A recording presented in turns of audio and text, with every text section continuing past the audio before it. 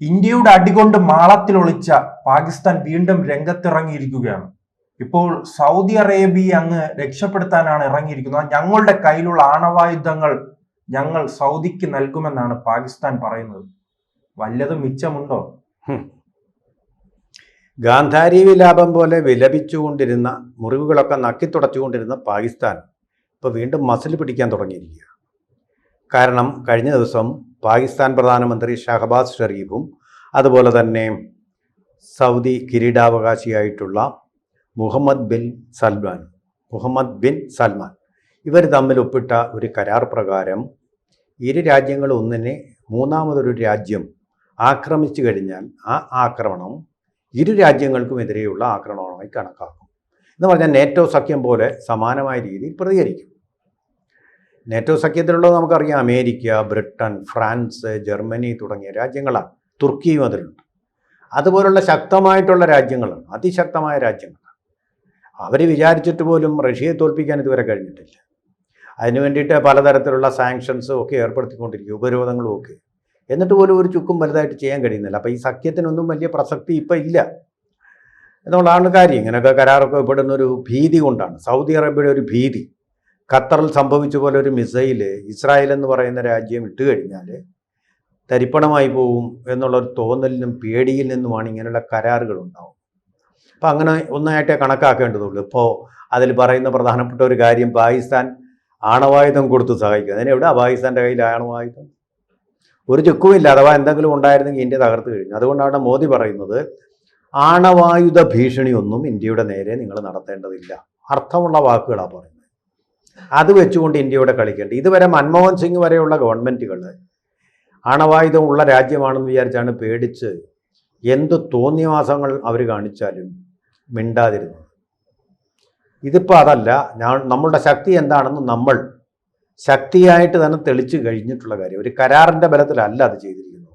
സ്വന്തം ശക്തിയില്ല, ഒരു രാജ്യത്തിൻ്റെയും സഹായമില്ലാതെ, ഒരു രാജ്യത്തിൻ്റെയും സഹായമില്ലാതെ ആത്മനിർഭരമായ ശക്തി കൊണ്ടാണ് നമ്മളത് ചെയ്തത്. അതിപ്പോഴും ഉണ്ട്.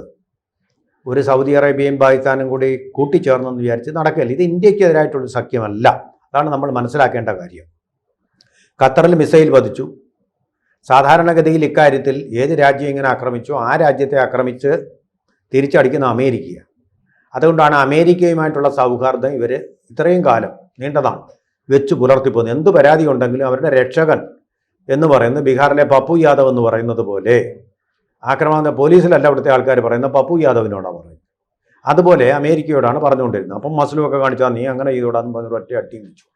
അമേരിക്കയെ അങ്ങനെ അവരുടെ പപ്പു യാദവായിട്ട് വെച്ചുകൊണ്ടിരുന്നു. പക്ഷേ ഇക്കാര്യത്തിൽ അവരുടെ പ്രതിനിധിയായിട്ടുള്ള റൂബിൻ ഇസ്രായേലിൽ ചെന്നിട്ട് നിങ്ങൾ ഹമാസിനെ മുഴുവൻ തുരത്തിക്കൂ എന്ന്, അമേരിക്കയുടെ ആശീർവാദമില്ലാതെ ഒരു കാര്യവും ഇസ്രായേൽ ചെയ്യില്ല. ആ ബലത്തിലാണ് അവരിപ്പം ഹമാസിനെ അവിടെ നിന്ന് മുച്ചുകൂടുന്ന് നശിപ്പിച്ചുകൊണ്ടിരിക്കുക. മുഴുവൻ തീർന്നോട്ടെ. കാരണം അതിൻ്റെ ഒരു തരി പോലും ഉണ്ടെങ്കിൽ, കനൽ ഒരു തരി മതി, ഇസ്രായേൽ ചാരമാവും. അത് വെച്ചുകൊണ്ടിരിക്കേണ്ട. അവരുടെ ഒരു മനഃശാസ്ത്രവും അങ്ങനെയാണ്. കൊല്ലുക, കൊന്നുകൊണ്ടേ ഇരിക്കുക, കുഞ്ഞുങ്ങളെ പോലും കൊല്ലാൻ പഠിപ്പിക്കുക. മരിച്ചാലൊന്നും അവർക്ക് വലിയ പ്രശ്നമൊന്നുമില്ല. എല്ലാം ചത്തോട്ട് പട്ടിണി കിടന്ന് മരിച്ചോട്ടെ, നേരെ സ്വർഗത്തിലോട്ട് പോകാമെന്നൊരു അന്ധവിശ്വാസം കൂടെ ഉണ്ട്. അതാണ് അതിന് ശക്തി പകരുന്നത്. അതാണ് പലതവണ പറഞ്ഞിട്ടുള്ളത്. അപ്പോൾ അതുകൊണ്ട് ഇവർ കരാർ പലരും പറയുന്നുണ്ട് ഇന്ത്യക്ക് പ്രതിസന്ധിയാകുമെന്ന് പറയുന്നുണ്ട്. അവർ ചൂണ്ടിക്കാട്ടുന്ന 1965 വിമാനവുമായെല്ലാം ബന്ധപ്പെട്ട കഥകൾ വരുന്നുണ്ട്. അതൊക്കെ പോയില്ല, ചുമ്മാ വെരുട്ടാൻ വേണ്ടി പറയും. ഇന്ത്യക്കെതിരായിട്ടുള്ളതേ അല്ല. സൗദി പണ്ട് ഇന്ത്യക്ക് ഒരു പേടി ഉണ്ടായിരുന്നു. ആ കാര്യമാണ് പറയുന്നത്. എവാക്സ് വിമാനങ്ങൾ നമ്മൾ അമേരിക്കയിൽ നിന്ന് വാങ്ങി. അപ്പോൾ അതേ സമയത്ത് തന്നെ ഈ സൗദി അറേബ്യ ഈ എവാക്സ് പണം ഉണ്ടല്ലോ അവർക്ക്, ആ വിമാനം വാങ്ങി. പക്ഷേ ഈ വിമാനം പറത്താനൊന്നും അവർക്കറിയില്ല, അവിടെ ഉള്ളവർക്ക് അറിയത്തില്ല. സൈനികമായിട്ടൊരു ശക്തി അല്ലല്ലോ അത്.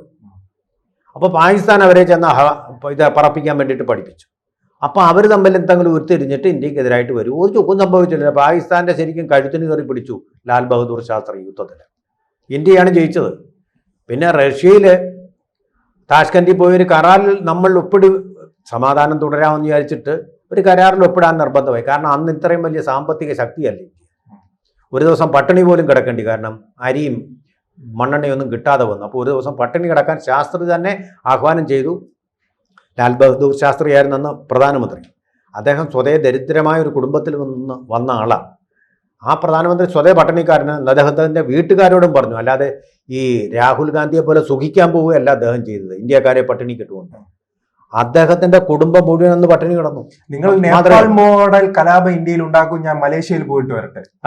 അതെ അതെ, നിങ്ങൾ അതെ അതെ അതെ, ജെൻസി കലാപം ഇവിടെ ഉണ്ടാക്കിക്കോ, ഞാൻ എൻ്റെ പിള്ളേരെ ഒന്ന് കണ്ടിട്ട് വരട്ടെ എന്നും പറഞ്ഞ് അവിടെ പോയി അതീവ പണക്കാർക്ക് മാത്രം ലഭ്യമാകുന്ന സുഖവാസ കേന്ദ്രത്തിൽ പോയി സൂചിച്ചിട്ട് വന്നു.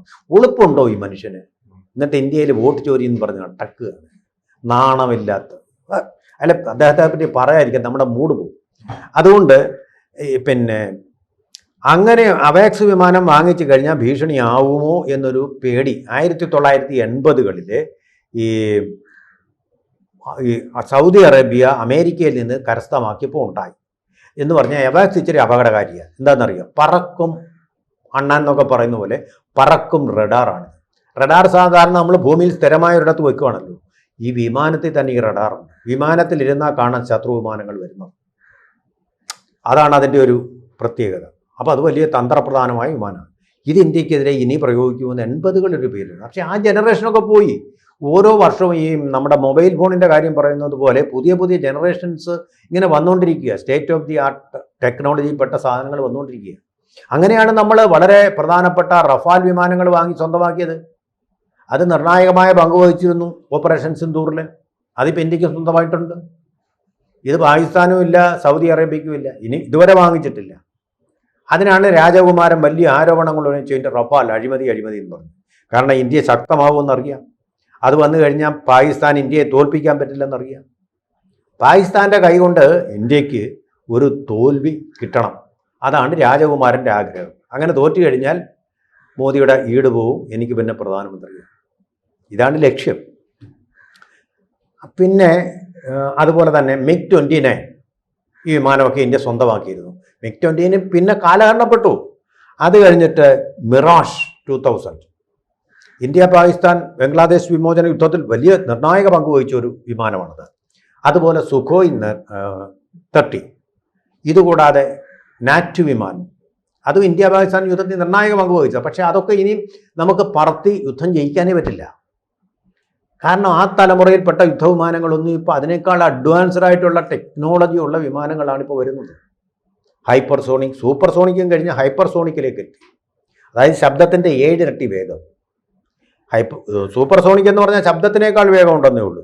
ഈ ഹൈപ്പർസോണിക് എന്ന് പറഞ്ഞാൽ ശബ്ദത്തിനേക്കാൾ 7 ഇരട്ടി വേഗം. അത് പോകുന്നത് കാണാൻ പോലും പറ്റില്ല, കണ്ണിൽ പ്രത്യക്ഷമാകില്ല, അത്ര വേഗമാണത്. അപ്പോൾ ആ ടെക്നോളജിയൊക്കെ ഇന്ത്യ കരസ്ഥമാക്കി കഴിഞ്ഞു. അതിനടുത്ത ടെക്നോളജി ഇന്ത്യ സ്വന്തമായിട്ട് നിർമ്മിക്കാനുള്ള ഒരു സ്ഥിതിയിൽ എത്തിക്കഴിഞ്ഞു. ഇനിയിപ്പോൾ അഡ്വാൻസ്ഡ് ആയിട്ടുള്ള ഡിഫൻസ് കമാൻഡ് സിസ്റ്റം റഷ്യയിൽ നിന്ന് സ്വായത്തമാക്കുകയാണ്. അങ്ങനെയൊക്കെ വന്നു കഴിയുമ്പോൾ ഇന്ത്യയിൽ നിന്ന് തൊടാൻ പോലും ഈ ശക്തികളെല്ലാം കൂടെ വിചാരിച്ചാൽ നടക്കാറില്ല. അതോടൊപ്പം തന്നെ പാകിസ്ഥാൻ പറയുന്നത് സൗദി അറേബ്യ മാത്രമല്ല, ഞങ്ങളുടെ കൂടുതൽ രാജ്യങ്ങളിലേക്ക് കടക്കുകയാണ്, കൂടുതൽ അറബ് രാജ്യങ്ങളുമായി ഒന്നിച്ച് ഇന്ത്യക്കെതിരെ തിരിയുമോ? അത് പറഞ്ഞിട്ടുണ്ട്. അതായത് പാകിസ്ഥാന്റെ പ്രതിരോധ മന്ത്രി ഖ്വാജ അസീസ് പറഞ്ഞിട്ടുണ്ട്, ഞങ്ങൾ ഇനിയും മറ്റു രാജ്യങ്ങളുമായിട്ട് സഖ്യം ഉണ്ടാക്കാനുള്ള സാധ്യത തള്ളിക്കളയാൻ പറ്റില്ലെന്ന്. അവരാരും സമ്മതിച്ചിട്ടില്ല. പാകിസ്ഥാൻ സമ്മതം. ചൈന വന്നു, തുർക്കി വന്നു, അസർബൈജാൻ വന്നു, എല്ലാരും വന്നിട്ട് പാകിസ്ഥാൻ അടികൊണ്ട് നിലം പരിശായി വീണു. അതെ, അമേരിക്ക കഴിഞ്ഞ ഏറ്റവും വലിയ ശക്തി എന്ന് പറഞ്ഞാൽ ചൈന. ആ ചൈനയും തുർക്കിയും കൂടെ വന്നിട്ടും ജയിക്കാൻ കഴിഞ്ഞില്ല. പിന്നെയാണ് അറബ് രാജ്യം. പിന്നെ ഈ അറബ് രാജ്യങ്ങൾ എന്ത് ചെയ്യാനാ? അറബ് രാജ്യങ്ങൾക്ക് ഒരു കുന്തവും ചെയ്യാൻ പറ്റില്ല. അവർക്ക് പരിശീലനം കൊടുക്കുന്നുണ്ട് പാകിസ്ഥാൻ. പിന്നെ ഈ ആണവായുധം ഇവിടെ കാണുമെന്ന് വിചാരിച്ചാണ് ഇവർ കരാറൊക്കെ ഒപ്പിടുന്നത്. എല്ലാ രാജ്യം കൂടെ ഒപ്പിടട്ടെ. അതിന് ആണവായുധം അവിടെ അവശേഷിപ്പിച്ചിട്ടില്ല. ഓപ്പറേഷൻ സിന്ദൂറിൽ അത് ഓപ്പറേറ്റീവ് അല്ലാതെ പോയി. ഒന്നാമത്തെ കാര്യം അവിടെ തെളിഞ്ഞത്, അമേരിക്ക പെട്ടെന്ന് അതിൻ്റെ വിധം മാറാൻ കാരണം അമേരിക്ക കൊണ്ടുവന്ന് ഡംപ് ചെയ്ത് വെച്ചിരിക്കുന്നതായി. അവർക്ക് ആക്രിയായി തീർന്ന അണുബോംബുകൾ കൊണ്ട് വെച്ചിരിക്കുക അവിടെ.